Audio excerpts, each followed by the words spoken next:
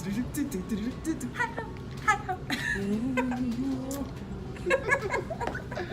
Oh my gosh.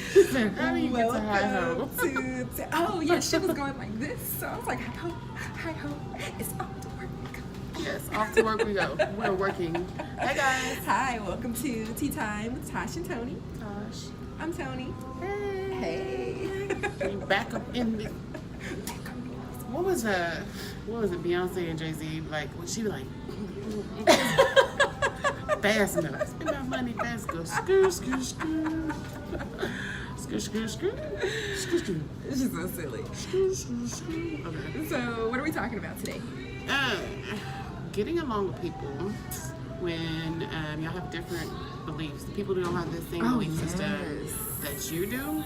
Mm-hmm. How do y'all get along? Yep. Different ideals, different morals, different political views. And it's so funny because now, like with political views, your political views now are your ideals and your morals, because things have been, things are so polar. Like politics are so polar at this point. So it's exhausting existing day to day with people who you consider your friends because you work together, you have business connections, and then you find out that their ideals go directly against your rights as a human being. So how do you deal with that? Man. So, I mean, is there a positive way of dealing with it? I guess, on the positive note, one would say to respectfully agree to disagree, but then when it's like, it's so how do you when it's... agree to disagree when everything that they stand for is like against what you believe, and not even what you believe, but like for your well-being? Yeah, your well-being.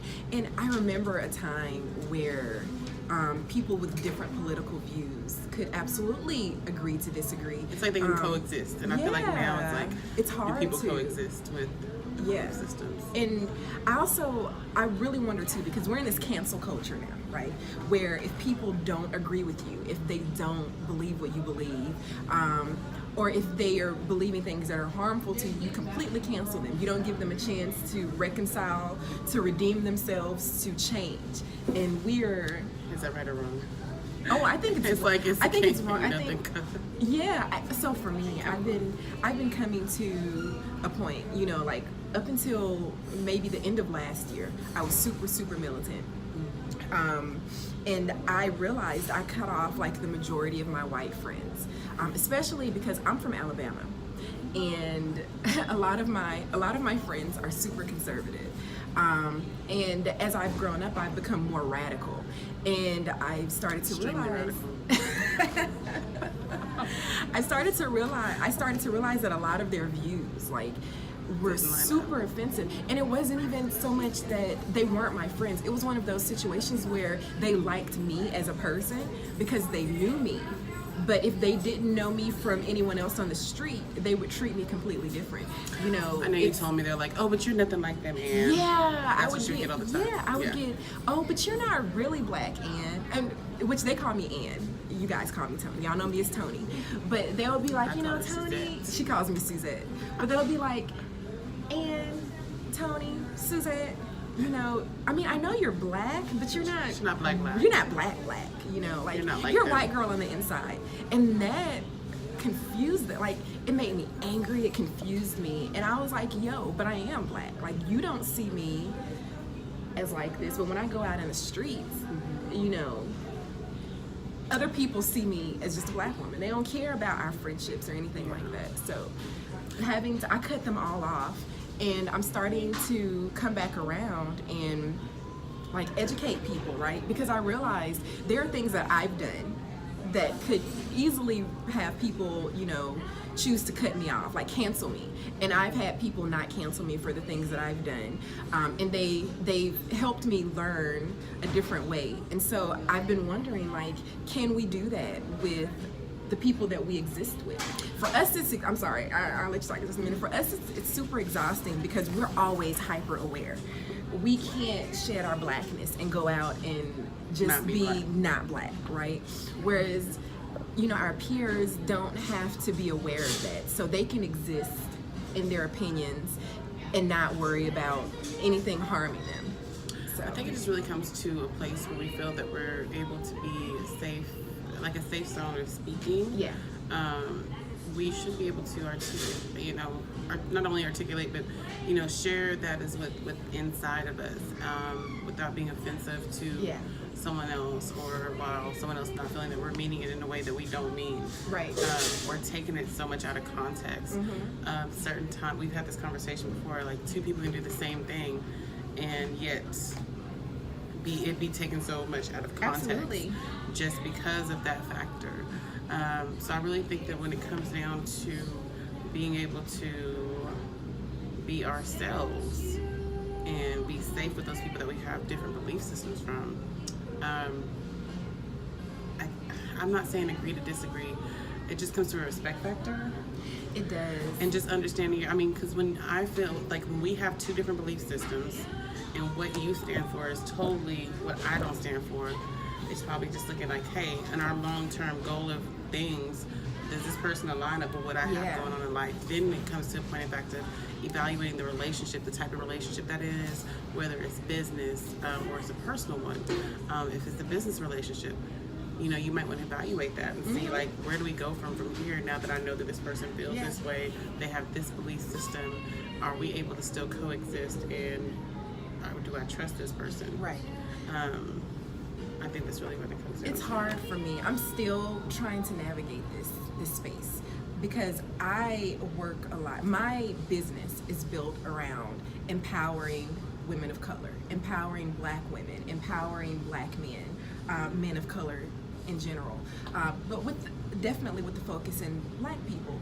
And so it's really hard when I'm, going into business or making business moves with someone who is a Trump supporter or who votes completely against my rights as a woman, or my rights as a marginalized person of color, or my friends' rights as gay people, or people who just exist in the LGBT community. So I've had to make the decision to talk to them first and see where their minds are, because a lot of times they don't view it as they don't see it as ideals. They don't. Because they're conservative, so they live conservatively and they have conservative views. So they're not looking at the people that they're supporting. They're looking at certain small aspects of the political party. Yes, small aspects of it, and they agree with small things. And so they're like, well, I agree with this, this, and that, so I'm just going to go with this person and not realize that there's a whole other side that's on the more grand scale. Yeah, on the more grand scale. To look at the big picture, not just small pieces. And so if we can come to an agreement on certain things, then I can still, work with them. But usually if they can't even see my point of view, I personally can't work with them. I can't do it because it doesn't align with my business at all. And you always want to make sure that you're doing something that's in alignment with what you have going on. Everything that we do needs to be intentional for a reason. Absolutely. You need to be forward-thinking in your business, forward-thinking in life, forward-thinking in the choices that we make, and even in relationships. So when you see, because I saw something earlier this week, and I was like, oh, and it just kind of threw me for a loop, and I was like, okay, well, let me go back and evaluate, like, what were we going to do again? Yes. And then see, like, okay, are we able to still do that in this capacity? Right. And it's kind of hard, I think, when you see something, you learn something about someone, and you're like, okay, you put that, like, is that how they feel about me? Right. Is that how they see me? And it just makes you question a lot. And so if you're not in a place where you're able to have that conversation with that individual, it's like, okay, where do we go from here? Yeah, it's been tough with the midterms happening this past Tuesday. A lot of True Colors came out, and I was really shocked by a lot of comments that I saw on social media. Very disturbing. Yeah, when things like this happen, I stay off of social media because I'm at people a point where I kind of like friendships, relationships, business because deals. people's true colors come out. It's really funny. We always talk about in relationships people having a representative, right? It's the same in business and in personal relationships. People come with their representative, and then when things in the moment happen, they peel back that layer and show who they really are. And it's like, oh shit, I didn't know you thought like that. And that's what got me. I've been really reevaluating some relationships. For us, it's exhausting. You just have to. I think it's always mindful. Like this last year for me in particular, just when you're in a place of growth, in general, everybody can't go with you. Everybody can't grow with you. Yep. So as you grow and evolve to different levels, you have to really evaluate the people that are around you and their purpose, what they're there for. I feel like everybody that's in your life, they bring something to it. It's like what they bring to the table. Exactly. So it's like, what does this person bring? How does this person make me better? Yes. How does this person sharpen my skill? I'm a firm believer that iron sharpens iron. Absolutely. So if I'm not able to get something from you, if you're not sharpening me intellectually, what are you here for? Right. So I think we really have to be mindful of those relationships. And then when it comes down to the belief system, I mean, people can get along when you guys don't believe the same thing. Absolutely. It can definitely happen. You just have to, it comes down to number one, respect. And then number two, being able to voice and discuss those things in which the differences are. And then just go from there. There has to be a level of trust and respect. But it can happen. It's just, I think when it comes to things like these, people get very emotional. Yes. And respect goes out the window. It does. And relationships fail. Yep. And it's just not good. And so I think it's more difficult for people of color because, like I said before, we are always hyper aware. And so what I've had to learn is that I can exist with these people, or with people who. I'm sorry. I'm trying to out of that. I can exist with people who think differently from me. I just can't. I can't have them in aspects of my business. And like then it comes to the question of, you know, if they can help you advance. Oh, girl, You know, know it's like, girl, like if they can help you advance, you have to make a decision. Like, am I selling out by so working with them? Like, how do you exist? So for me, like I said before, it's being true to it is. what You have to be true to who you are. Like with me, I mentioned earlier that I realized towards the end of last year, the beginning of this year, that I had cut off most of the white people that I was around because they were super conservative and their views didn't line up with me. So I put myself in a bubble. And I realized I was super militant and I was super angry all the time. And it was because I was living in my bubble and all these things were coming at me. And I was like, pause. Like, I have to stop isolating myself. And so I, started opening myself back up. In a little bit.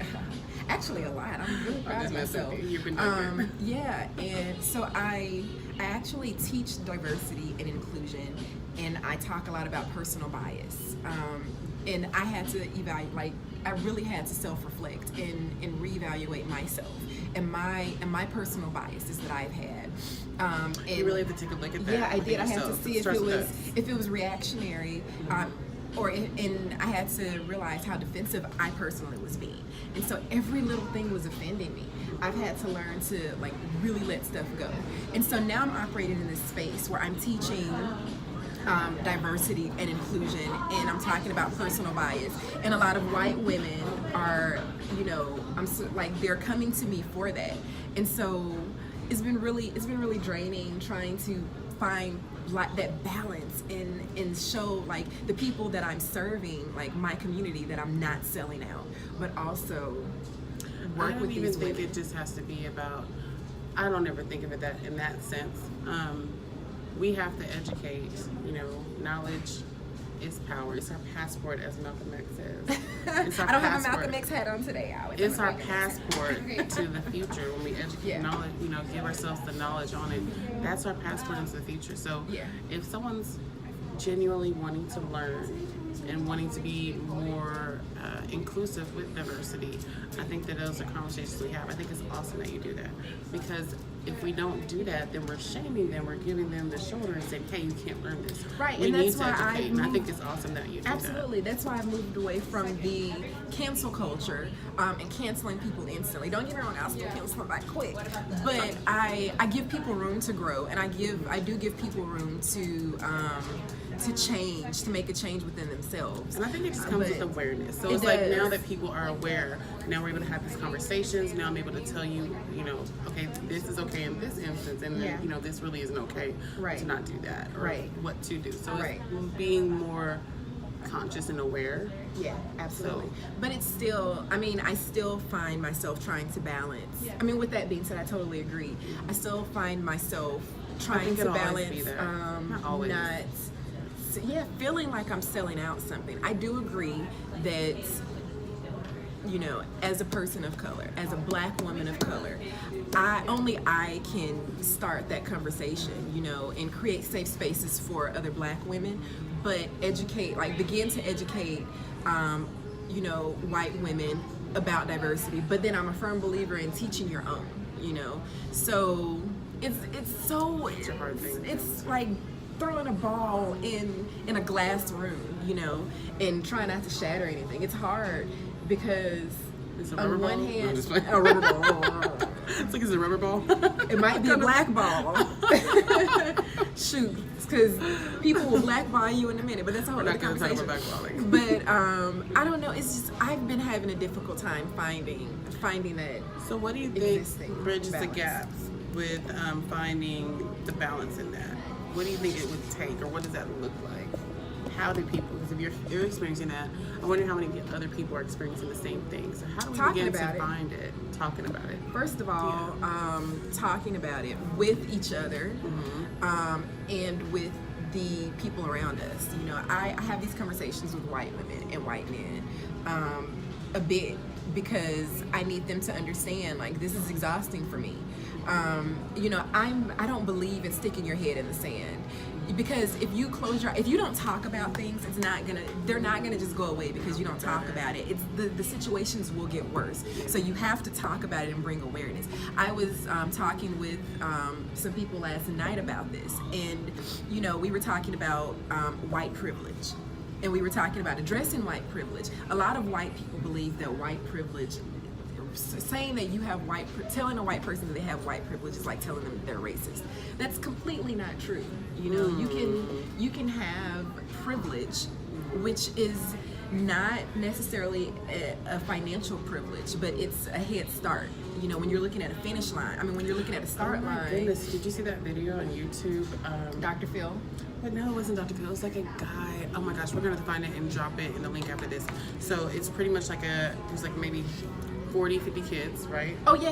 Exactly. I know exactly what you're talking about. Like and he's like, if you have both parents, step forward.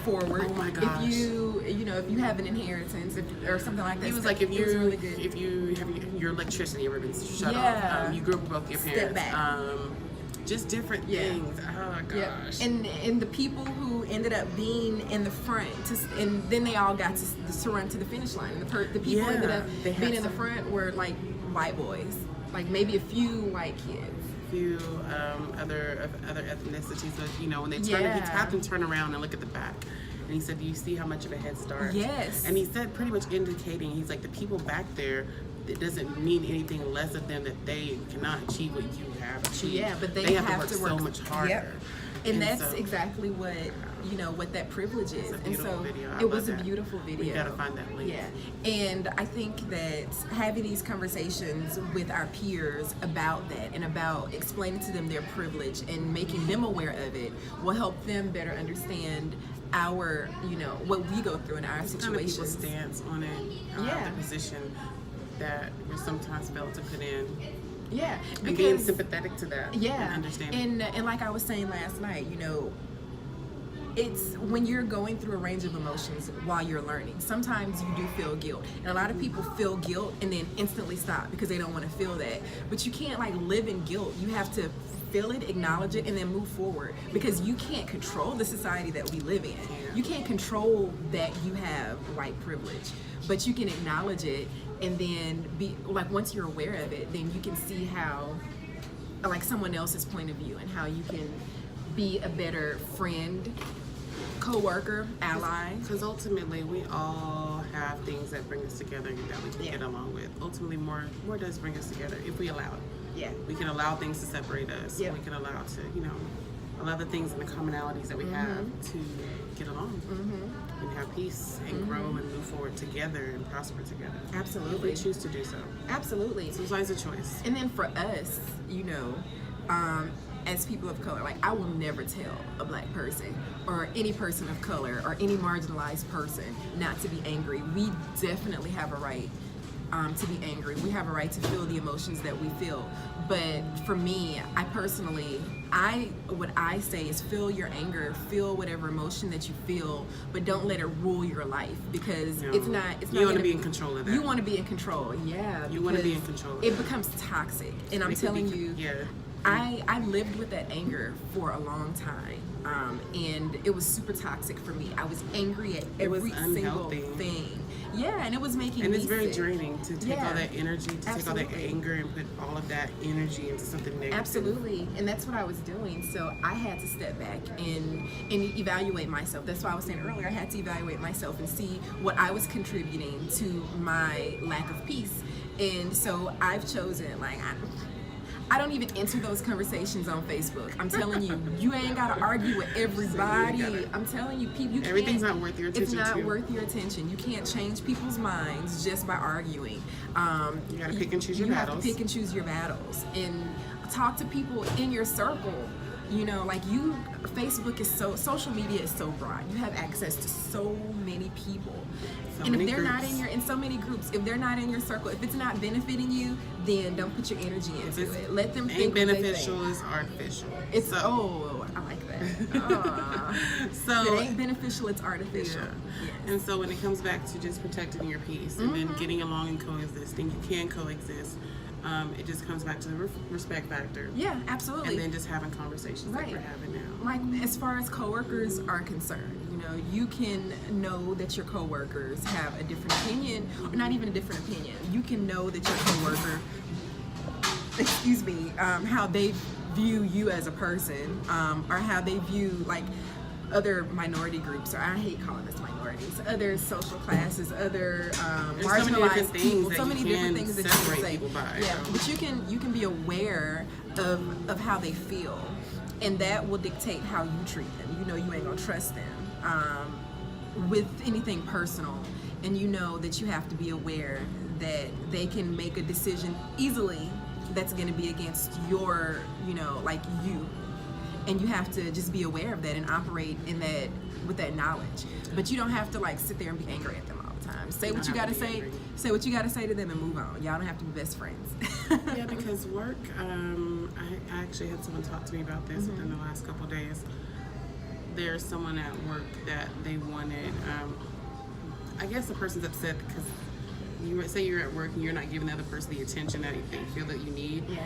And they asked me my opinion on it, and I said, well, you know, you guys can keep it strictly professional, you know, because you're not really at work to get a personal relationship. Exactly. You're there to do your professional duties. And so if it gets beyond that and it's something that you think that the relationship is not healthy for you, you just let them know, hey, I have a professional obligation to do X, Y, Right. Z. And just keep it right there. You don't have to get anything personal beyond that. So we can coexist and make a healthy relationship work at the workplace, and then decide if you want to allow that type of relationship in your personal life. It's rare that I become friends with coworkers. I keep work and business. And it's so difficult as entrepreneurs, though, because you become friends with who you work with.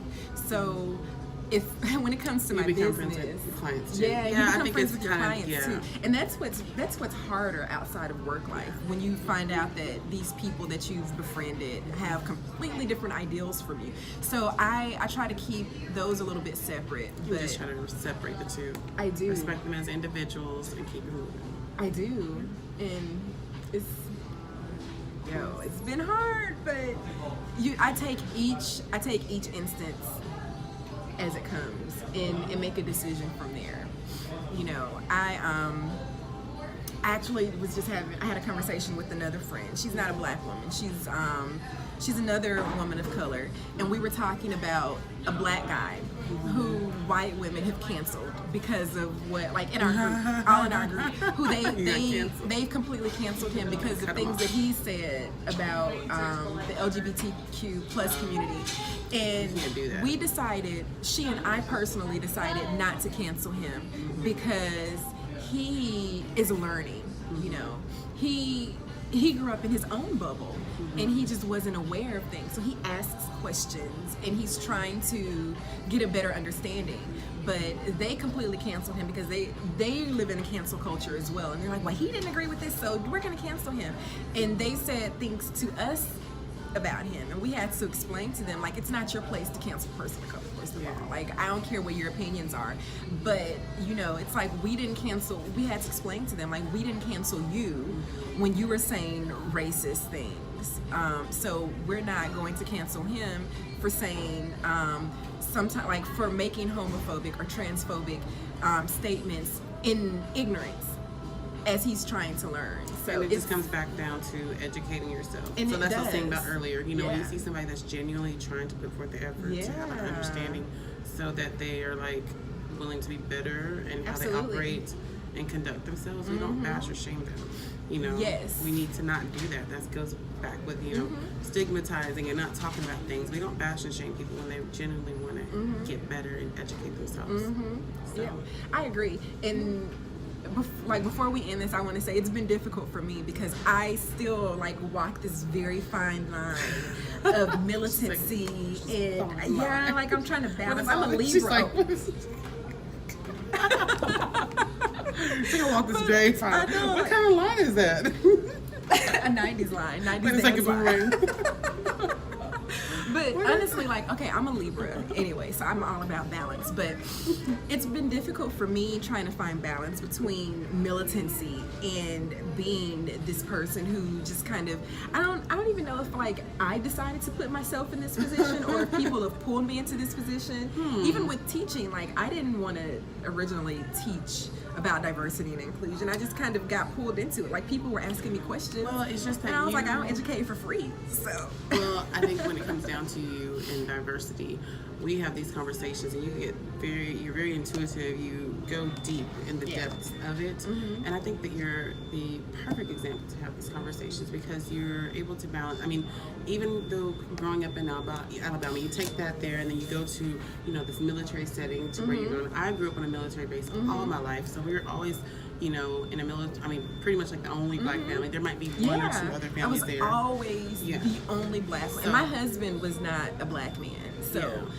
being usually the only black person. So I understand that, and I know what that's like, and so I think when it comes to diversity and inclusion, you're an excellent person to speak on that. So I think you always have to, we have these talents and gifts and skill sets, and as we grow and develop into ourselves, it's like these things become known, like, oh, that's what this is for, this is what I'm supposed to do. And it's kind of like learning to find your purpose, and it's not even finding, it's just like this, like, purpose. Exactly. I always visualize it in my head like a clock, you know, like the old antique clocks when it just like and it just like locks into place. And so when it locks into place, this thing happens. Yeah. And so I think that's really what happened with you. Like a cuckoo clock. Yes. The clock struck 12, and then cuckoo, I came out like it came diversity. out. So that's really what it's felt like. And that's what my life has felt like. And I had with your nonprofit. It's so funny how that happens. And so here I am trying to balance, you know, being true to, and like I hate using militant as a word to describe myself because I'm not militant to the point of violence, but I'm very much so pro. I am not a violent person. I mean, I'm just saying. I can be, but I'm not. That's never my first. Ankles. I know, right? Can you handle this? I don't think you can handle this.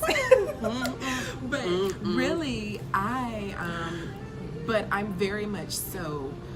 Because I don't consider myself a feminist. I mean, I'm not an American feminist. I'm an intersectional feminist, but that's a whole, this is a topic for another day. But I, as a woman who totally believes in black women, like believe women first, but especially black women over everything, women of color over everything. It's been really hard trying to find that balance. So I'm getting there. I know it was a struggle for you every day. when you first started Body Undefined, because you started it, yes. and then like she had this great idea. She's like, I got it. This is what I want to do. We're gonna have this special space for women of color, and then boom, we open, and then it wasn't. And even, then later on, it wasn't even. I get the phone calls.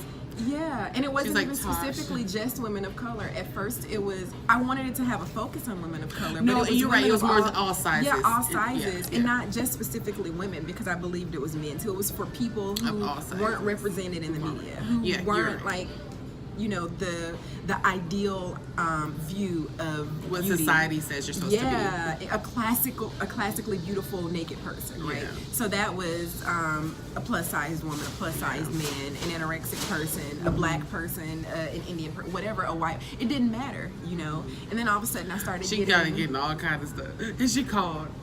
Oh, hello, Toni. Look at your messages. I look at the message. I'm like, what is this? And I think it got so crazy because you're like, this is not aligned with what I had going shut on. shit down. She shut it down. I did, and I talked. She's like, and, this is not aligned. yeah, and I had a conversation with Kevin Lowry. Shout out to Kevin. Hey, Kev. Hey, Kev. And Kevin was like, Toni, listen, your heart is with black women. It's okay to make your blog only about black women. And so my She had blog is some only. moments of clarity. Yeah. That baby's cute, even though he got a big head. Stop talking about people's. No, he's cute. He's a cute He little is big head cute. baby. He's so silly. I have a big head. I do. I say big head all the time. He's a cute little Okay. big head baby. A round head baby. He is cute. Anyway, It's so the with first my thing I moment of- saw. My moment of clarity. It was the first thing I saw. He was cute. He was He is a cute baby. But my I was just moment pointing of out this- clarity, and I realized, yeah, like I really could focus on black women. I guess for a moment, maybe did you feel like it wasn't okay? Because it's like Kevin had to tell you. He was like, hey, it is okay. Yeah. Because she's like, you felt like it wasn't okay. I did. I felt like it wasn't Why did okay. you feel like it wasn't okay? Well, because, and guess maybe I'll because tell you it's exactly society, why. maybe? Yeah, no, society. And when Okay. if for this exact reason, when I made it, I'm shaking the camera. When shaking the camera, Toni. when I did come out with it only being for black women, I had a lot of white women message me and email me and tell me, "Hey, Toni, that's not fair that you're making it only black women." And I was like, "Listen, you have so many other spaces where you can post. My clients are not represented. Period. If you see a black, like if you search beautiful women and you find, and like it's changing now, but the black women that you do see are thin with like completely beat face. They have like these gorgeous chiseled features, like either straight hair or like big natural hair and different colored eyes. They look what would be considered exotic. And they don't look like my clients, you know? And so my clients feel like and if you don't know, I'm a boudoir photographer. So my clients don't feel like they can be naked in front of the camera. They're like, oh, let me lose 5 pounds. I need to lose 20 pounds before I do this. And clients say that all the And time. they do for I'm photos, just like, period. take it now. It's just, Yeah, I mean, heck, because I say it. no, yeah, and it's one of those things where and I had to tell them like my clients are underrepresented. So I don't care about your feelings right now. You can go. We talked about this earlier. Yeah, Halo. Not so halo. Halo. we did talk about this earlier, but you No, know, it's all good. and I say that But no. with my halo, and I said that with all the respect in the world. You know, like I love you, but this is not for you. You have other spaces. Let me create this safe space. You cannot gain access and have entry to every space. You know, and they were like, well, okay, I don't understand. Like, it's not for you to understand. Just know that this is for us, and that's okay. You know, and I used to say And that I goes was back gonna with open it. making a decision and being okay with Yeah, it. making a decision and I had to make that decision. And so I was going to eventually open it back up once I had my brand. And I was like, okay, then I'll open it up to other people. I don't think I'm going to, because I don't know if that's me being petty or me like really just wanting to create that safe space, but I feel like we need a space for ourselves And you know the great thing about it? without it being infiltrated. the great thing about it, you know what that is? What? You don't have to decide right now. And I don't have to decide right now, but I just think that making that space, I feel like, you know, when white women enter into safe spaces, you know, they may have all the intentions in the world to be an ally, but they end up censoring themselves. So, no, I'm gonna keep my safe space safe for people of color. Okay.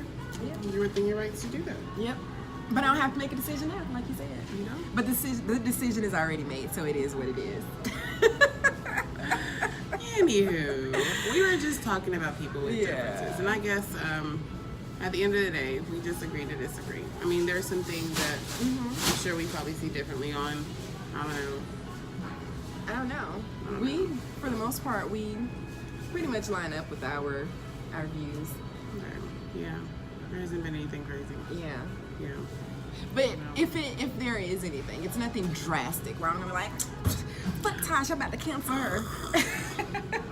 So we're like, I know we haven't gotten to their period. And I don't think we will, because we're not. I mean, we're both. our lifestyle. And we were just talking about aggression too. Like we're both, we're not passive aggressive, so we Pretty much put it out there. both of us are like that. So I think in our friendship, I kind of give you the space to do your Suzette thing. And yeah. That was low key shade, but What? but we go It's not shade. Okay, Are you serious? was it shade? No. Oh, okay, because I took it as shade. I thought you Right. meant like when See, we about to when help. I thought you meant like when I go in my hole and don't talk to nobody. Oh no. Oh, okay, good. Well, it wasn't I'm shade. just being silly. I take that back.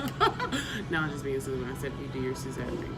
Oh, because you call me Suzette. Okay, got it. I take that back. See? See, we just Ignorant. resolved it. See, she ready to just nail it.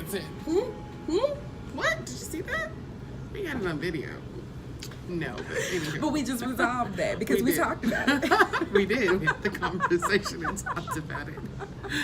Okay, see, that's how you resolve conflict, right? Yep. Okay. Bam. Boom. Bing, bong. Resolve. Okay, cool. So Yeah. I think we did good today. I think so too. I'm going to find that video and post that video so Yeah, you we guys will can post see that it. down. It's an awesome video. Over wherever. I don't even know where this is going. I don't know either. It's going to be posted in a link It's going to be somewhere. posted on a link somewhere. Yeah. Yes. Okay. Well, this has been Tea Time with Tash. Tash and Toni. Toni. Hi. Hello. But don't be Goodbye. talking about my daughter. I love when she does it though. I love when My she daughter does is so she's like hello. Mom. It's so she's like it's so awkward. I don't know what to say, so I just say hi, bye. it. Bye. It's I'm so gonna say funny. Oh, Let's say bye. live it. Just say bye. Bye. Bye. Bye.